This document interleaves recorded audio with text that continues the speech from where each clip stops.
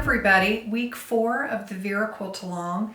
We are assembling our quilt tops this week, and as you can see, I'm still making blocks. I'm a little bit behind. But in this video, I want to give you some tips on assembling your quilt top to help ensure success.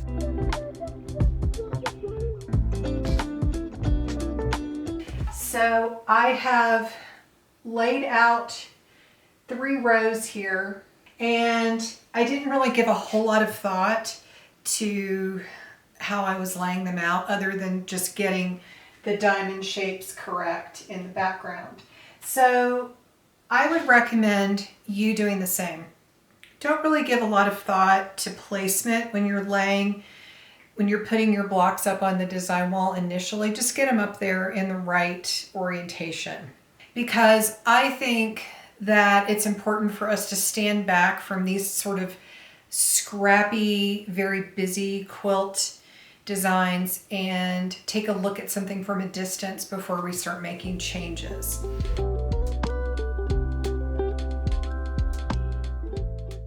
So I've got up these. Ideally, I would have my entire layout up. I will also say that these are fiddly blocks, and once you sew them into these little star blocks, they're going to be tougher to stay up on your design wall. So you may want to pin them. I have a pin holding each of these up.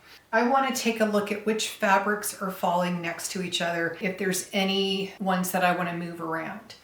I do know that the one thing I want to do is make sure that the stars themselves, because they're in all different colors of blue, that they are how I like them, because they're really the star of the show, so to speak. So I'm looking at how the blues are arranged, but then I'm also looking at things like, does one fabric fall next to itself when you put 2 blocks together?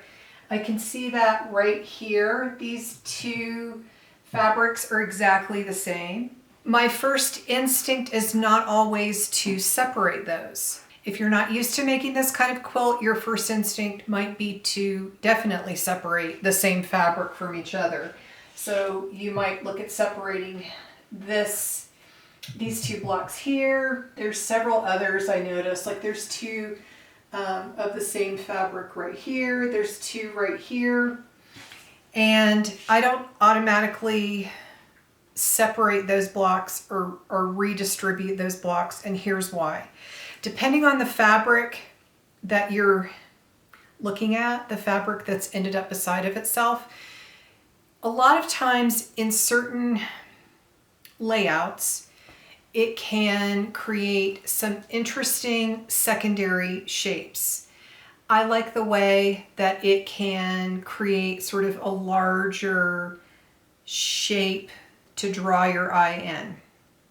Not everybody agrees with that, and I have many people tell me just move those 2 fabrics away from each other and the layout will be great. And I'm like, you know, I actually really don't mind that. That's just a personal preference. But it's such a personal preference that a lot of times you will even see, I'll put occasionally the same fabric side by side in an individual block.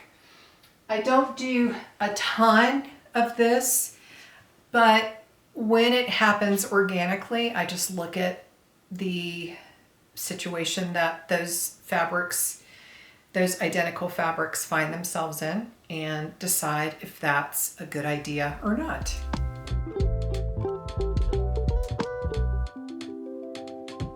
So once you've got your layout as you like it, maybe you want to put it up on the design wall, sleep on it, take a look at it with fresh eyes in the morning. Once you have it as you like it, definitely take a photo just so you have something to refer back to. This one, most of the values are going to be pretty discernible, but you know, check the values with your ruby ruler if you're dealing with subtle value shifts. I just stand in front of my layout with my ruler kind of like a foot away from my eyes. I just look around the design. Sometimes you'll see me hold it up, flick it away, hold it up, flick it away. That's just me double checking what it looks like when I'm just looking straight at it and not through the ruler. So don't forget to use your ruler. When you start to construct your quilt top, I do it 2 rows at a time. So I always start from left and go to the right.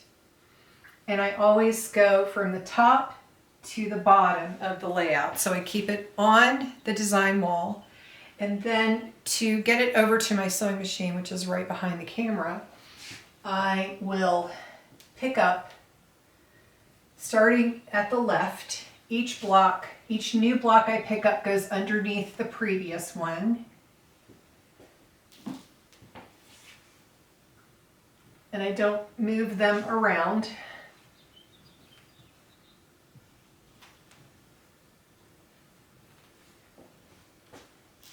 And then I have my stack to take to the sewing machine and sew together.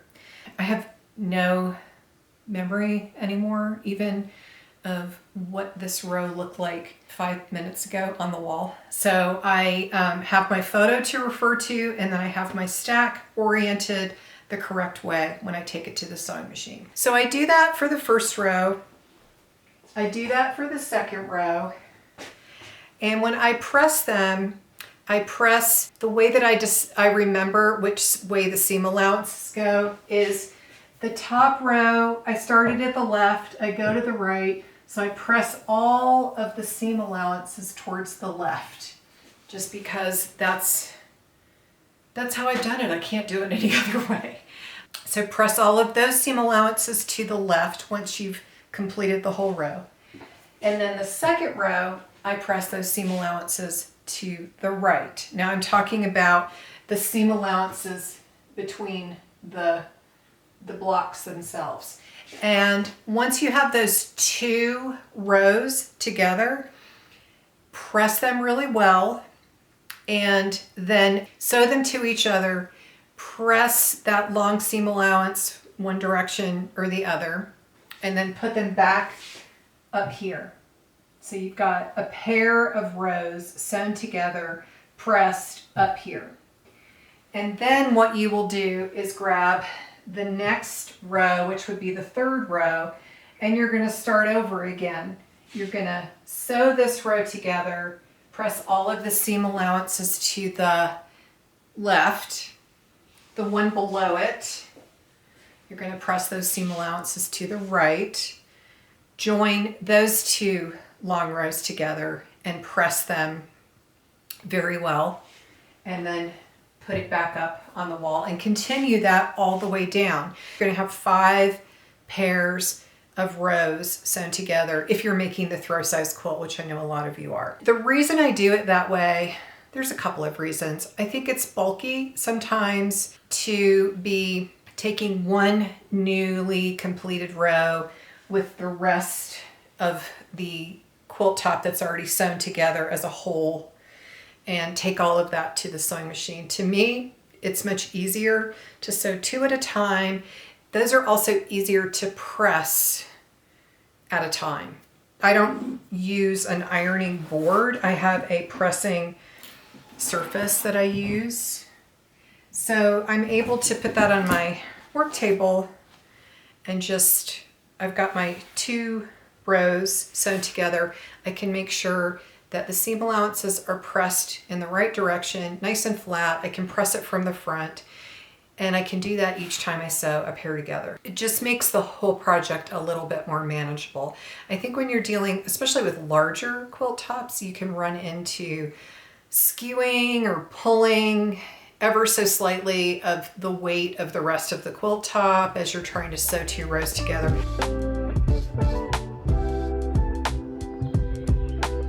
There's quite a few seams to sew together on these individual blocks. So here's how I approach it. Maybe this will be helpful for some of you. I have 2 blocks that we're going to sew together.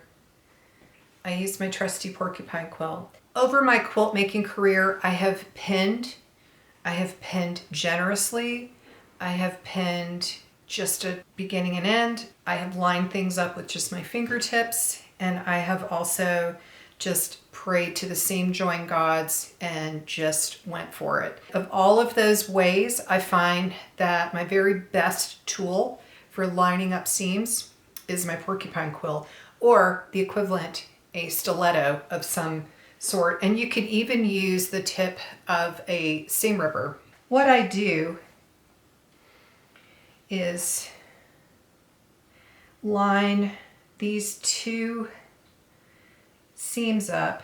I hold it in place with my porcupine quill or a sewing stiletto, and then I sew a couple of stitches on just to anchor that down, and then with my needle down I line up this next seam join and I stitch down this way, and then anticipating coming to the next seam join, I line that up, continue to sew, and then ahead of it I will line up the bottom, the end of the seam, and I will sew down that way. I do that over and over again, and that's what works best for me. The one thing I will show you on this one is that, look at this unfairness.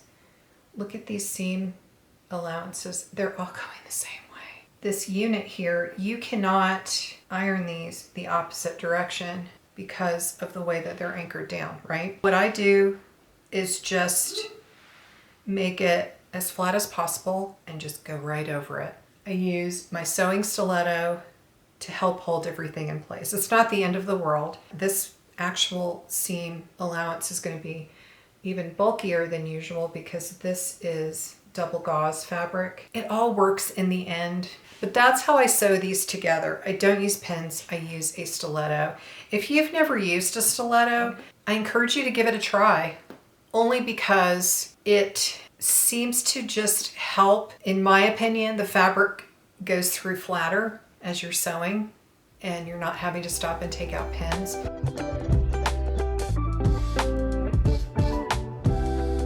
So once you've sewn all of the pairs of rows together, your quilt top is done. Now you're left with the eternal struggle of, how do I finish it?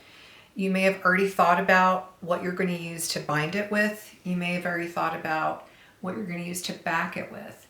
I would encourage you to dip into your stash once again. If you're ready to do that step, I actually have a free online class that is Quilting 101. It goes through how I based my quilt layers together. I do it two different ways. One way is on the design wall and one way is on the tabletop. So I'll show you both ways. I go over types of batting and thicknesses of batting and what I like to use. And then I also share how I figure up my binding amount, and then how I actually make the binding and join the loose seams at the end, the loose ends. And then we talk about labeling your quilt.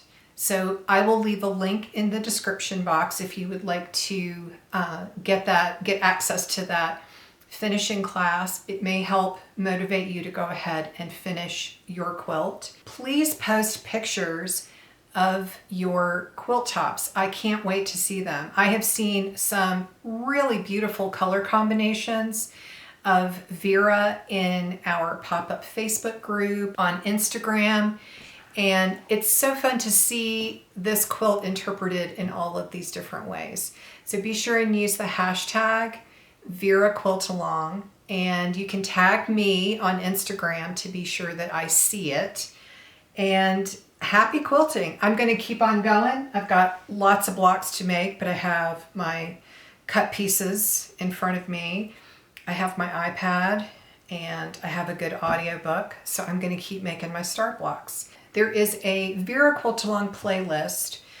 It is not going away here on YouTube and also on my own website. So if you have been following along, have every intention of making a Vira quilt, and you have not yet had the opportunity to really get started, or maybe you had to pivot in the middle of it, just know all that information is not going away. So it's all there for you to access as you need it. And there will be future quilt-alongs. So if you have ideas for a quilt-along, be sure and let me know in the comments. I would love to hear. So keep sewing. Happy quilt top assembly.